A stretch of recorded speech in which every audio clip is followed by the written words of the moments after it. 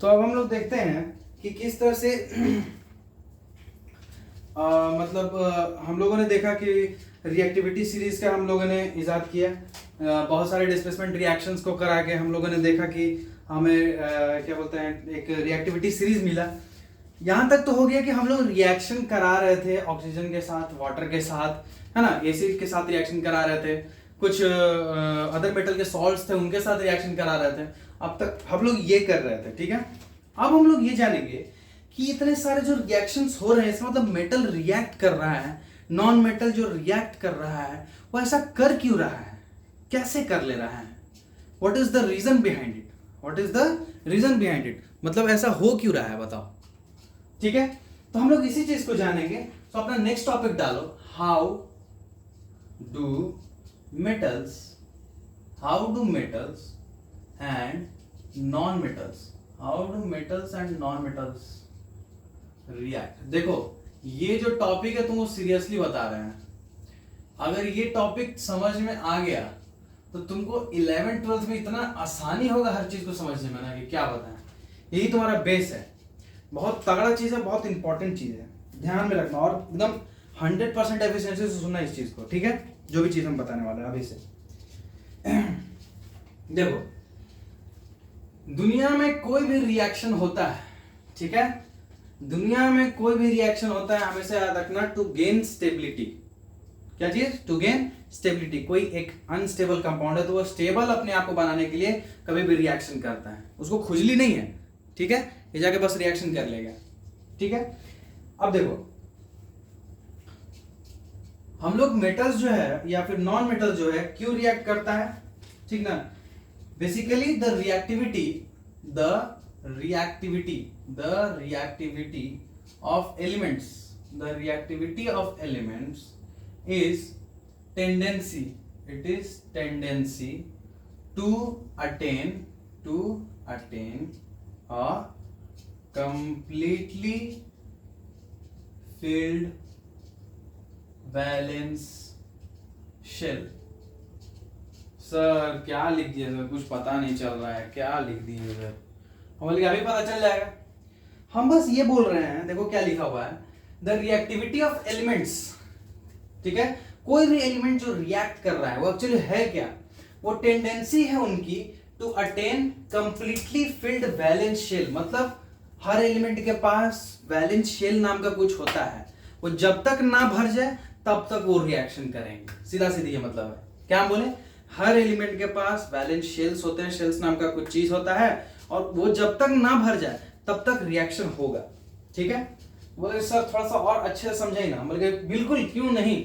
Let's assume हमारे पास sodium है, sodium जानते हो, सोडियम को एटॉमिक नंबर क्या होता है 11, ये होता है ना एटॉमिक नंबर 11, ठीक है। अब देखो क्या है, हम लोग क्या जानते हैं, हर एलिमेंट का उनका खुद का एटम होता है, पता है, और हर एक एटम में क्या क्या चीज होता है बताओ। अंदर में सबसे पहले न्यूक्लियस होता है, न्यूक्लियस में क्या होता है, प्रोटॉन न्यूट्रॉन होता है, और उनके चारों ओर क्या होता है, इलेक्ट्रॉन्स जो होते हैं वो रिवॉल्व करते रहते हैं। इतना तो बेसिक तुम लोगों को पता होगा, ठीक है। क्या हम लोग बोले कि कोई भी एलिमेंट का एटम होता है, एटम के अंदर न्यूक्लियस होता है जिसमें प्रोटॉन और न्यूट्रॉन होते हैं और उनके चारों ओर ऑर्बिट्स में इलेक्ट्रॉन्स रिवॉल्व करते हैं, ठीक है, इतना हमको पता है।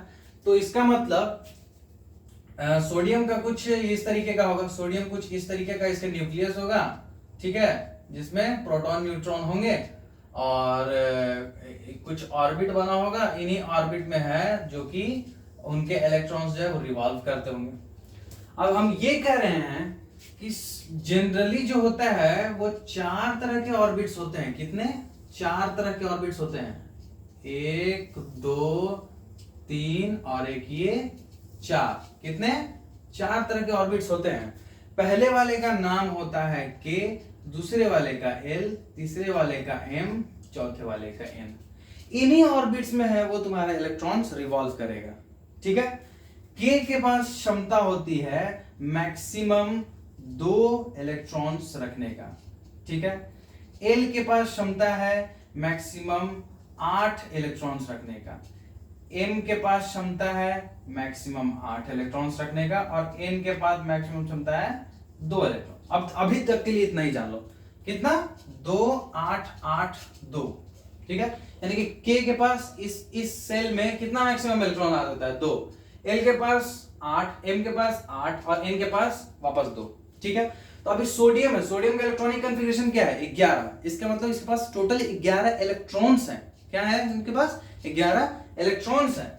अब उन इलेक्ट्रॉन्स को भरो, K के पास कितना है 2 है, तो चलो 2 एक यहां आ गया और एक यहां आ गया, या फिर इसको ऐसे मत, इसको ले लो ऐसे, एक यहां आ गया और एक यहां आ गया, 2 इलेक्ट्रॉन्स हो गए। L में कितना है 8 इलेक्ट्रॉन्स है, तो एक यहां एक सॉरी एक यहां एक यहां एक यहां और एक यहां एक यहां और एक यहां और एक यहां, 8 हो गया, 2 4 6 8, ठीक है। तो टोटल कितना हो गया 8 L में और K में 2 10, हमको बनाना है 11, तो M में एक और डाल दो, हो गया, दिख रहा है। यहाँ पे 1 है, ये 2 है, ये देखो 3 4 5 6 7 8 9 10 और ये देखो 11, दिख रहा है। टोटल 11 इलेक्ट्रॉन हुए। तो ये इसको हम लोग बोलते हैं electron dot structure. Electron dot structure इसका नाम है। इस तरह के जब कॉन्फ़िगरेशन करते हैं ना हम लोग, इसको बोलते हैं electron dot structure. Dot structure हम लोग बेसिकली इलेक्ट्रॉन्स को शो करते हैं, ठीक है। इसको क्या करते हैं हम लोग, इलेक्ट्रॉन्स को हम लोग शो करते हैं, ठीक है। तो इसको चीज थोड़ा सा और हम लोग गहराई में हम लोग घुसेंगे, ठीक है। हम अब बस अभी तक ये बताएं कि मान लो कि एक सोडियम है, सोडियम के पास क्या होगा, खुद का एटम होगा। उस एटम में क्या होगा, उस एटम में न्यूक्लियस होगा, न्यूक्लियस में प्रोटॉन और न्यूट्रॉन होगा, और फिर चारों तरफ क्या होगा, ऑर्बिट्स में इलेक्ट्रॉन्स मूव कर रहे होंगे, ठीक है। इतना चीज हम बोले। और हम क्या बोल रहे हैं नेक्स्ट, हम लोग क्या बोल रहे हैं कि 11 नंबर ऑफ हमको इलेक्ट्रॉन्स भरना है, सबकी मैक्सिमम कैपेसिटी दी हुई, उसके अनुसार हमने भरा, तो हमें कुछ इस टाइप का इलेक्ट्रॉनिक कॉन्फ़िगरेशन मिला। इलेक्ट्रॉनिक कॉन्फ़िगरेशन ये क्या होता है सर, अभी बताते हैं। क्या बोल रहे हैं हम, इलेक्ट्रॉनिक कॉन्फ़िगरेशन। क्या बोल रहे हैं, इलेक्ट्रॉनिक कॉन्फ़िगरेशन। इलेक्ट्रॉनिक कॉन्फ़िगरेशन देखो नाम ही बता रहा है, इलेक्ट्रॉन्स किस तरह से एम्बेडेड हैं किसी भी एटम्स में, उसका जो हम लोग कॉन्फ़िगरेशन करते हैं ना, उसी को हम लोग इलेक्ट्रॉनिक कॉन्फ़िगरेशन बोलते हैं। क्या बोल रहे हैं, इलेक्ट्रॉनिक कॉन्फ़िगरेशन बोल रहे हैं। How electrons are embedded in an atom और how they are revolving in an atom in orbits, ठीक है।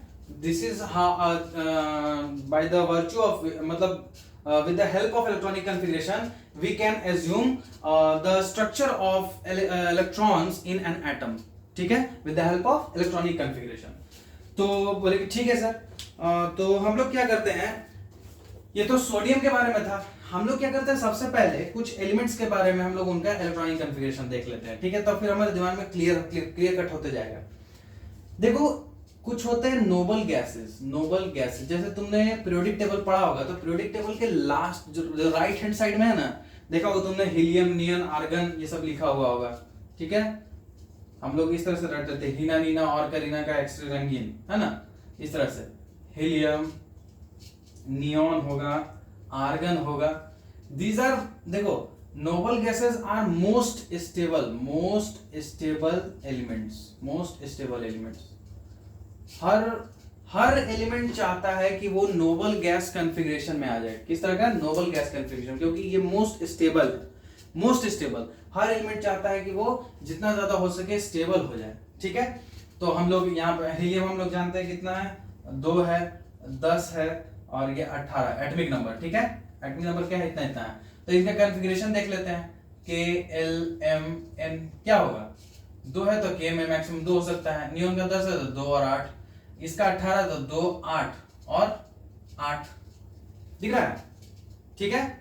Noble gases. कुछ मेटल्स का कॉन्फ़िगरेशन हम लोग देखते हैं, मेटल्स का कॉन्फ़िगरेशन हम लोग देखेंगे। तो मेटल्स में लेट से क्या ले लें, हम लोग ले लेते हैं, मान लो सोडियम ले लेते हैं। सोडियम हमने ले लिया, हमने मान लो ले लिया मैग्नीशियम ले लिया, हमने अल्युमिनियम ले लिया, हमने पोटेशियम ले लिया, हमने कैल्शियम ले लिया, ठीक है। सोडियम होता है 11, मैग्नीशियम होता है 12, ये होता है 13, पोटेशियम 19 होता है और ये होता है लमसम 20। और मान लो कुछ नॉन मेटल्स भी हम लोग ले लेते हैं, इनको क्यों पीछे छोड़ा जाए, इनका भी देख लेंगे कॉन्फ़िगरेशन क्या है क्या नहीं है, ठीक है। तो लेट से हम लोगों ने ले लिया नाइट्रोजन ले लिया, हमने ऑक्सीजन ले लिया, हमने फ्लोरीन ले लिया, हमने फास्फोरस ले लिया, हमने सल्फर ले लिया, हमने क्लोरीन ले लिया, कॉन्फ़िगरेशन हम लोग जानते हैं एटॉमिक नंबर इसका 7 है, इसका 8 है, इसका 9 है, इसका 15 है, ठीक है, इसका 16 है और इसका 17 है। अब चलो हम लोग अपने से क्या करते हैं, हम लोग इलेक्ट्रॉनिक कॉन्फ़िगरेशन करते हैं। सोडियम के पास 11 था, उसका किस तरह से हम लोग कॉन्फ़िगरेशन किया था। के में देखो कितना सारा है, के में 2 है क्योंकि सर मैक्सिमम उसमें 2 ही आ सकता है। एल में कितना जाएगा, 8 जाएगा, तो 8 कर हो गया, 8 2 10 ही हुआ है। इसका मतलब एक और जाएगा, एक और इलेक्ट्रॉन रहना चाहिए, तो एम में डाल दो 1 इलेक्ट्रॉन। ठीक उसी तरह से मैग्नीशियम है तो उसमें 2 डाल दो, 8 डाल दो, इसमें 2 डाल दो। अल्युमिनियम है तो 2 डाल दो, 8 डाल दो, इसमें 3 डाल दो। देखो 2 8 10 3 13, 2 8 10 2 12, तो ना इसमें 19 है, इसमें क्या करोगे 2 8 10 और इसमें 9 डाल दें, नहीं इसमें 8 ही है मैक्सिमम कैपेसिटी, तो इसमें 8 डालेंगे, इसमें 1 डाल देंगे एन वाले में। इसमें क्या करेंगे 2 8 डालेंगे, इसमें 8 डालेंगे, इसमें 2 डाल देंगे। नॉन मेटल देखो 7 है, इसका इलेक्ट्रॉनिक कन्फिग्रेशन कैसा होगा, 2 होगा और क्या होगा 5 होगा। इसका होगा के में 2, एल में क्या हो जाएगा 6 हो जाएगा। इसमें क्या होगा 2 हो जाएगा और 7 हो जाएगा। इसमें क्या होगा 2 8 10 और 5 15। इसमें क्या होगा 2 8 10 और 6 16। इसमें क्या होगा 2 8 10 और 7 17। समझ रहे हैं इलेक्ट्रॉनिक कन्फिग्रेशन देखो है कि नहीं, कुछ इस तरीके से बिहेव कर रहा है। ये दिख रहा है, देखो हम सेपरेट कर देना है, दिख रहा है, ये सबको दिख रहा होगा, हाइड्रोजन दिख रहा होगा, हीलियम दिख रहा होगा, सब कुछ दिख रहा होगा। अब देखो यहाँ पे ध्यान से देखना, हर कोई चाह रहा है, हर मेटल चाह रहा है कि हम नोबल गैस बने, हर नॉन मेटल चाह रहा है कि हम नोबल गैस का कॉन्फ़िगरेशन में आए। क्यों? क्योंकि उनके सारे ऑक्टेट्स जो है वो फिल्ड होते हैं। क्या होते हैं उनके सारे ऑक्टेट्स फिल्ड होते हैं। जैसे देखो यहाँ इसका सोडियम का के भरा हुआ है, एल भरा हुआ है, लेकिन एम देखो कंप्लीटली नहीं भरा हुआ है। इसके पास कैपेसिटी 8 भरने का, लेकिन ये कंप्लीटली फिल्ड नहीं है। समझा रहा है। और जैसे मान लो कि यहाँ क्लोरीन है, ठीक है, ये 2 है 8 है और 7 है। यहाँ पे मैक्सिमम कैपेसिटी इसका 8 है, लेकिन यहाँ पे 7 ही भरा हुआ है। समझ में आ रहा है? समझ में आ रहा है। फिर यहाँ पे देखो मैग्नीशियम का 2 है 8 है और 2 है, जबकि इसका कैपेसिटी कितना है 8 भरने का है। समझ आ रहा है। यहाँ पे देखो पोटेशियम में देखो 2 8 है, ठीक है ये भर सकते। यहाँ पे इसका मैक्सिमम कैपेसिटी 2 था, लेकिन ये नहीं भरा। समझ में आ रहा है। तो यही अब देखो यहां से क्या है, यहां सब ध्यान से सुनना। अब यहां से ये बात हमको समझ में आने लगा कि सर सोडियम जो है हर किसी के साथ, मतलब जैसे मान लीजिए सोडियम क्लोराइड बनना है। क्या बनना है? सोडियम क्लोराइड बनना है। हमको सोडियम क्लोराइड बनाना है। ठीक है बनाओ भाई, सोडियम क्लोराइड ही तुम लोग बनाओ। क्या करेंगे हम लोग? सोडियम क्लोराइड का फॉर्मेशन करेंगे। लेट से सोडियम क्लोराइड हमको बनाना है, ठीक है। हम लोग सोडियम क्लोराइड बनाने वाले हैं, सोडियम क्लोराइड बनाने वाले हैं, ठीक है।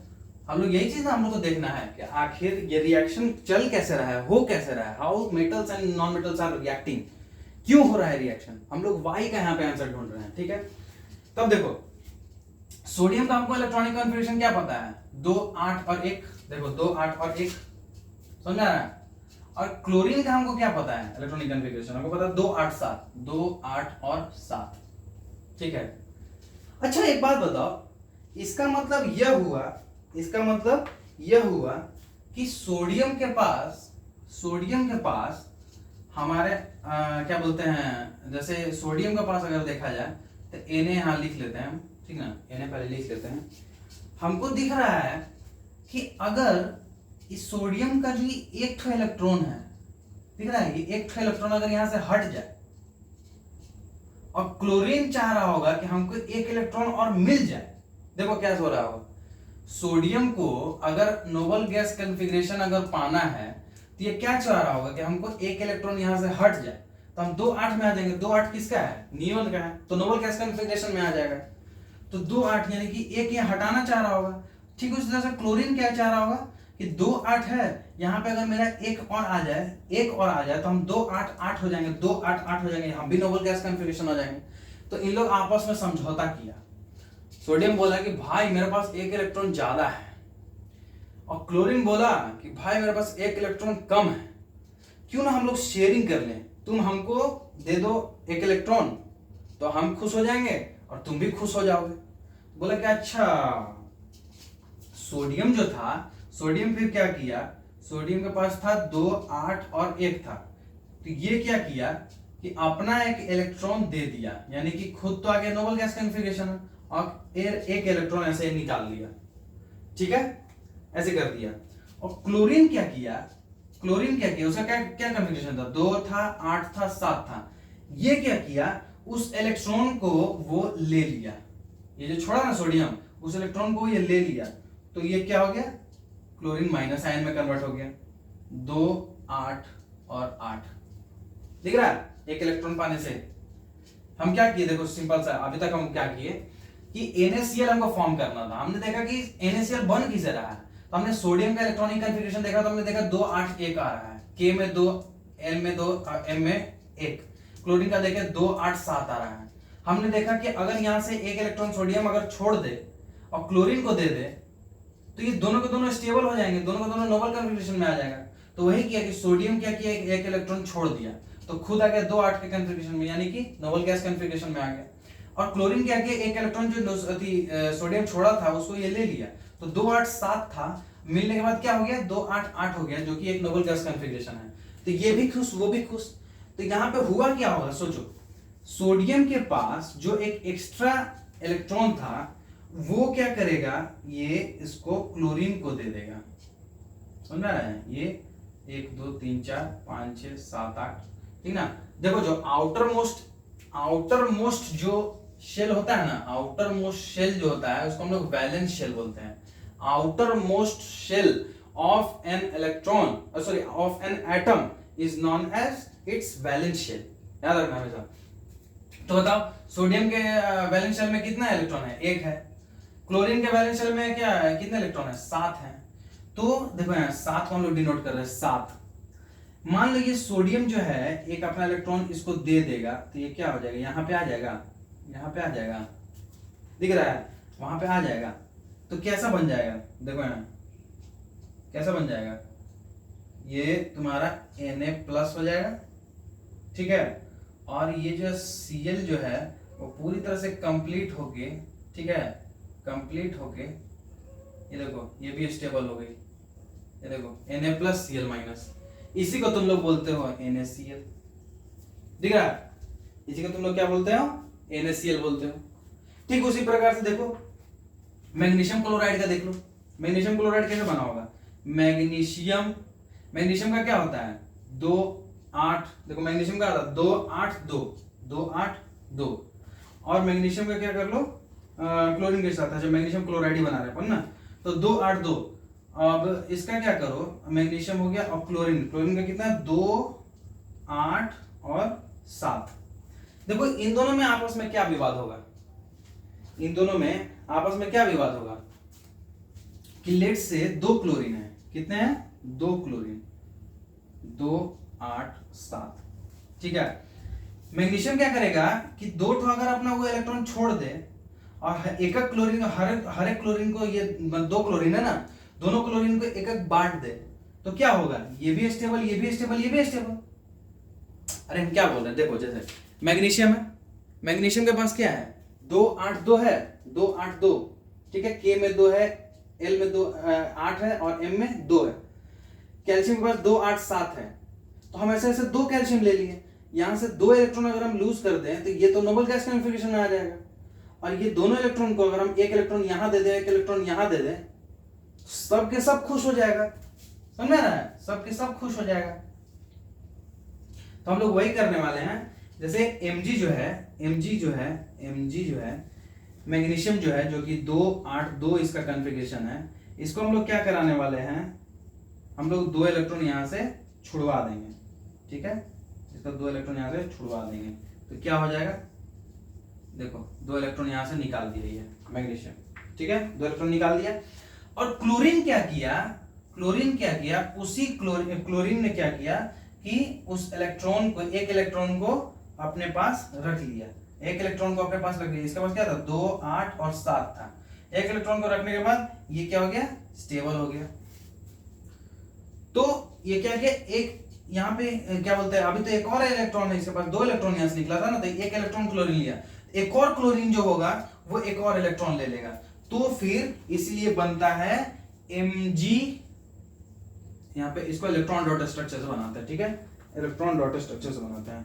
जैसे Mg था, इसके पास 2 इलेक्ट्रॉन था एक्स्ट्रा, 2 इलेक्ट्रॉन एक्स्ट्रा था, वो अगर ये रिलीज करेगा, ठीक है, तो देखो यहाँ जैसे मान लो क्लोरीन था 1 2 है ना, 1 2 3 4 5 6 7 8, ठीक है, 1 2 3 4 5 6 7, और एक और क्लोरीन ले लो, ठीक है, एक और क्लोरीन ले लो, 1 2 3 4 5 6 7, ठीक है, यही ना होता है। तो एक Mg जो होगा इलेक्ट्रॉन इसको दे देगा और एक इलेक्ट्रॉन इसको दे देगा, तो जो हमारा कंपाउंड बनेगा वो क्या बनेगा, Mg+2, ठीक है। और क्लोरीन का स्टेबल कंपाउंड बन जाएगा विथ 2 मॉलिक्यूल, इसी को बोलते हो तुम लोग MgCl2 बन जाता है, magnesium chloride. So this is how sodium chloride as well as magnesium chloride is being formed. समझ में आया? समझ में आया? तो हमने एक्चुअली भी किया क्या है, देखो बहुत ज्यादा हौच पौच हो गया, हम लोग थोड़ा सा इसको ब्रीफ में थोड़ा एक्सप्लेन कर देते हैं इसको। हमने क्या किया, हम लोगों ने सिंपल सा बोला कि how do metals and non metals react, कैसे रिएक्शन करते हैं। तो हमने बोला कि देखो बेसिकली हम लोगों ने सबसे पहले बोला, जब हम लोग को कुछ नहीं पता था, हमने बोला कि द रिएक्टिविटी ऑफ एलिमेंट, कोई भी एलिमेंट जो है उसका अगर हमको रिएक्टिविटी को डिफाइन करना है, हम लोग ये बोलते हैं कि it is the tendency to attain a completely filled valence shell. जो उसके पास जो वैलेंस शेल है, जब वो कंप्लीटली फिल्ड हो जाता है तब तक ही वो रिएक्शन करता है। अब वैलेंस शेल किसको बोलते हैं, outer most shell of an atom, outer most shell of an atom को हम लोग बोलते हैं वैलेंस शेल। समझ में आ रहा है? ठीक है, तो वो जब तक नहीं भरेगा तब तक वो एलिमेंट रिएक्ट करेगा, इधर मेटल हो चाहे नॉन मेटल हो। तो हमने पहले क्या किया, हम लोगों ने सोडियम का एग्जांपल लिया। हमने देखा कि सोडियम जो है, सोडियम का एटॉमिक नंबर 11 होता है। तो एटॉमिक नंबर 11 क्यों है, हमने देखा कि कोई भी एलिमेंट के पास उसका खुद का एटम होता है। हाँ, एटम होता है, एटम के अंदर न्यूक्लियस होता है, न्यूक्लियस के अंदर प्रोटॉन और न्यूट्रॉन होता है। हाँ सर, होता है। इन न्यूट्रॉन के चारों ओर बहुत सारे शेल्स होते हैं जिनमें इलेक्ट्रॉन्स जो हैं वो घूमते रहते हैं। जैसे कि हमारे ब्रह्मांड में सूर्य के चारों ओर पृथ्वी घूमती है और भी अदर प्लैनेट्स घूमते हैं, ठीक उसी प्रकार सोडियम के चारों ओर इलेक्ट्रॉन्स घूमते हैं। फिर हमने बताया कि 4 तरह के जनरली शेल्स होते हैं, K, L, M, N। K में 2 हो सकता है मैक्सिमम इलेक्ट्रॉन, L में 8, M में क्या बोलते हैं 8 और N में भी 2। ऐसा हमने अब तक बताया। ये N को ये मत मान के चलो कि मैक्सिमम 2 है, लेकिन अभी तक के लिए मान के चल रहे हैं कि 2 ले सकता है। ठीक है, ये आगे चल के तुमको पढ़ोगे कि और ज्यादा भी हो सकता है। तो हमने फिर जब 11 हमारे पास इलेक्ट्रॉन्स था तो उनको हम लोग चढ़ाना चालू किया था। K में हमने 2 डाला, L में हमने 8 डाला और फिर हमने जोड़ा तो बोले 8 2 10 ही हो रहा है, तो M में भी फिर 1 डाल दिए, 11वां देखो यहाँ पे आ गया। ठीक है, इतना हमको पता चल गया। तो हमें इलेक्ट्रॉन डॉट स्ट्रक्चर मिल गया हमें सोडियम का। ठीक है, सोडियम का हमें इलेक्ट्रॉन डॉट स्ट्रक्चर हमें पता चल गया। तो हमने बोला कि ठीक है, अगर वो सोडियम को पता है, इसका मतलब और भी जितने एलिमेंट्स हैं उनका भी हमको पता हो सकता है। हम बोले कि हाँ। तो हमने पहले नोबल गैस का हमने देखा। नोबल गैसेस कौन से गैसेस होते हैं, these are the most stable elements in the periodic table. Periodic table में सबसे स्टेबल एलिमेंट्स यही होते हैं और हर मेटल, हर नॉन मेटल इन्हीं की तरह बनना चाहता है, स्टेबल होना चाहता है, अपना ऑक्टेट अपना पूरा करना चाहता है। जैसे कि हीलियम लिए, हीलियम का एटॉमिक नंबर 2 है, उसका K देखो 2 ही इलेक्ट्रॉन है तो उसका K में देखो 2 भरा हुआ है। तो उसका नियोन देख लो 10 है तो 2 और 8 है, ये भी भरा हुआ, ये भी भरा हुआ है। आर्गन देखो 18, ये भी भरा, ये भी भरा, ये भी भरा हुआ है। उस तरह से सोडियम का हमने देखा, सोडियम का 11 होता है। मेटल्स का हमने लिया, नॉन मेटल्स का लिया, उनका हम लोग इलेक्ट्रॉनिक कॉन्फ़िगरेशन करके देखे KLMN में किस तरह से होगा, KLMN में किस तरह से होगा। ठीक है, फिर हम लोग बोले कि सोडियम लेटस से अब हम लोग रिएक्शन कराते हैं, अब देखते हैं कि होता क्या होगा एक्चुअली। तो हम लोग देख रहे हैं कि लेट से सोडियम क्लोराइड है, ये किस तरह से फॉर्म होता होगा। तो सोडियम के पास देखो 2 8 और 1 होता है, यानी कि K में 2 8 होता है तुम्हारा, L में और M में होता है 1 इलेक्ट्रॉन। क्लोरीन के पास 2 8 7 उसी प्रकार से। तो हमने देखा कि सोडियम के पास एक तो एक्स्ट्रा है, अगर 2 और 8 के कॉन्फ़िगरेशन में आ जाती है ये स्टेबल हो जाएगा। यानी कि अगर ये इलेक्ट्रॉन अपना लूज कर जाए और क्लोरीन एक इलेक्ट्रॉन गेन कर जाए, ठीक है, सोडियम एक इलेक्ट्रॉन लूज कर जाए और क्लोरीन एक इलेक्ट्रॉन गेन कर जाए, तो दोनों के दोनों स्टेबल हो जाएंगे, दोनों के दोनों स्टेबल हो जाएंगे।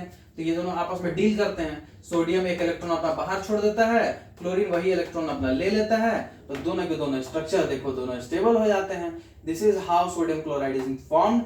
Sodium has a extra electron which it releases and chlorine gains that electron and makes a stable compound which is known as sodium chloride. You can see here sodium has deficiency of one electron which is being denoted by a plus sign, and there is another element chlorine which has received an electron, so it has one minus sign in the above of its bracket. So thus sodium chloride is being form. Similarly we can see magnesium chloride. Magnesium chloride के case में हम लोग देख सकते हैं कि 282, ठीक है, और यहाँ पे 287.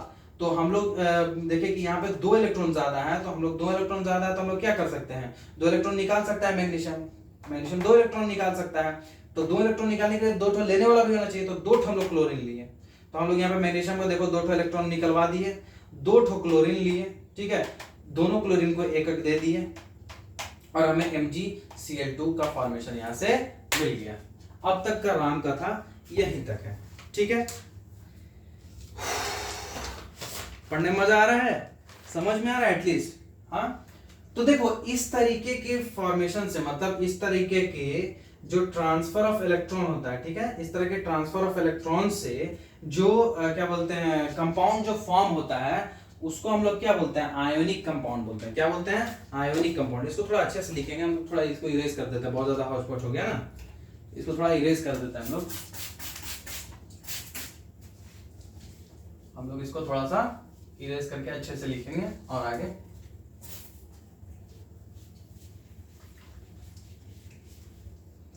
ठीक है.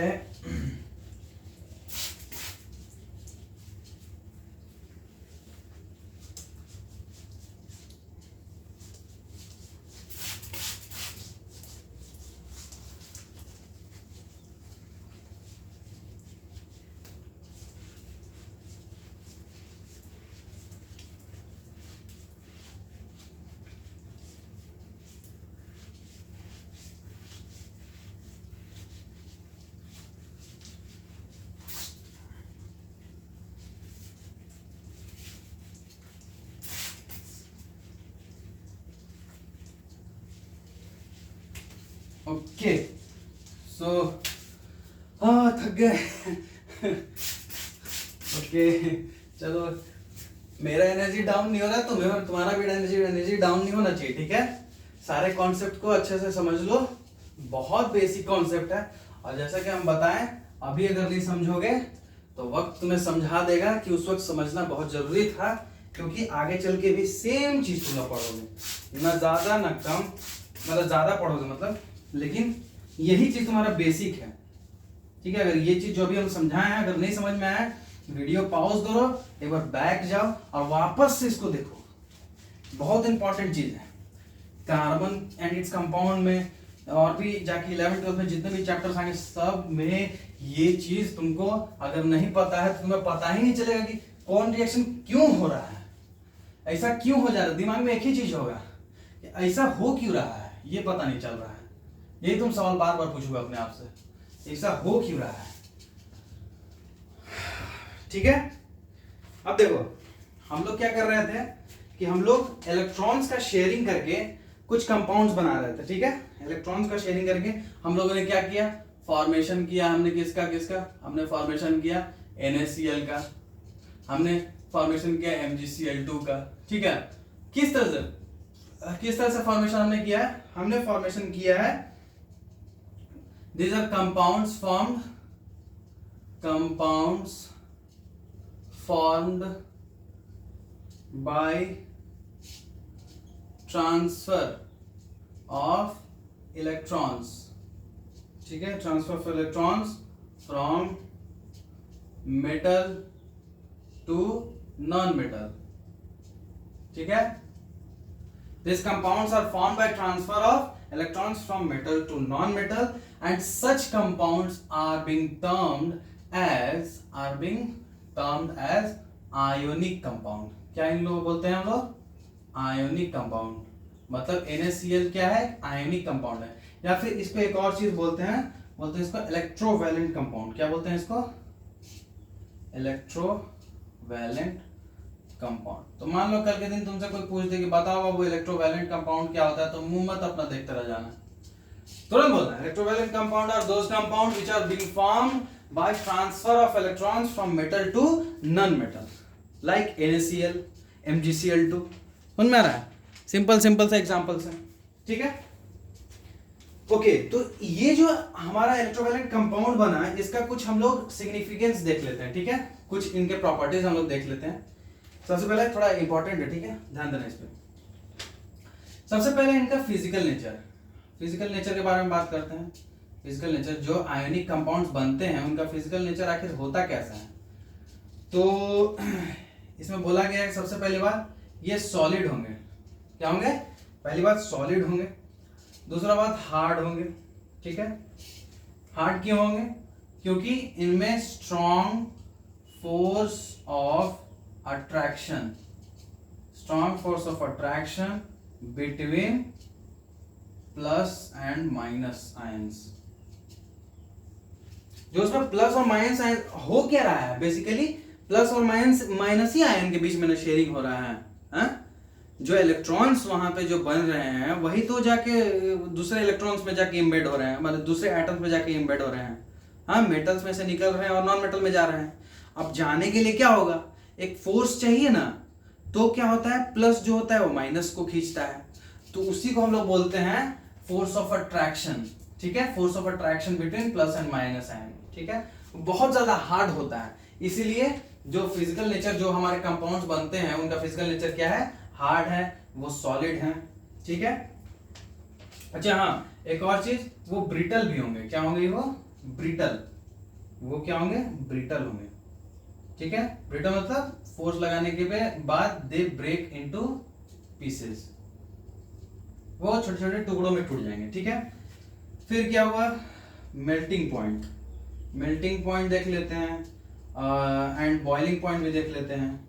बॉइलिंग पॉइंट, अच्छा एक बात बताओ, मान लो कि बहुत ज्यादा फोर्स ऑफ अट्रैक्शन है, बहुत ज्यादा फोर्स ऑफ अट्रैक्शन है उनके क्या बोलते हैं प्लस और माइनस आयंस के बीच में, तो उनका मेल्टिंग पॉइंट उतना ही ज्यादा होगा, क्योंकि बॉन्ड्स को ब्रेक करने में मेल्ट कब होता है, मेल्ट कब होता है, जब ये आयंस जो होते हैं वो फ्री हो जाते हैं, तभी ना मेल्ट होता है। या फिर मान लो कि क्या बोलते हैं इजिली मेल्ट होता है, कब मेल्ट होता है, जब वो बॉन्ड जो होता है वो ब्रेक हो जाता है। चूंकि इन लोगों का बहुत ज्यादा स्ट्रॉन्ग फोर्स ऑफ अट्रैक्शन होता है आपस में, तो ये जल्दी से ब्रेक नहीं होते हैं, इसलिए इनका मेल्टिंग पॉइंट भी जो होता है हाई होता है, हाई मेल्टिंग पॉइंट, और बॉइलिंग पॉइंट भी, ठीक है, याद रखना, high melting point and boiling point, ठीक है। क्योंकि बहुत ज्यादा, ठीक ना, it is because considerable amount of energy is required। कोई पूछे ऐसा क्यों, तो उसके लिए is required to break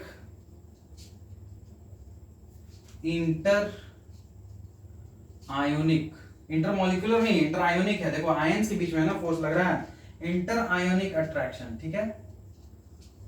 inter ionic attraction यानी दो आयंस के बीच में, प्लस माइनस के आयंस के बीच में इतना ज्यादा फोर्स ऑफ अट्रैक्शन होता है जिसको तोड़ने के लिए जो एनर्जी चाहिए होता है बहुत ज्यादा होता है, ठीक है ना, इसलिए हाई मेल्टिंग पॉइंट होता है, हाई बॉइलिंग पॉइंट होता है, ठीक है।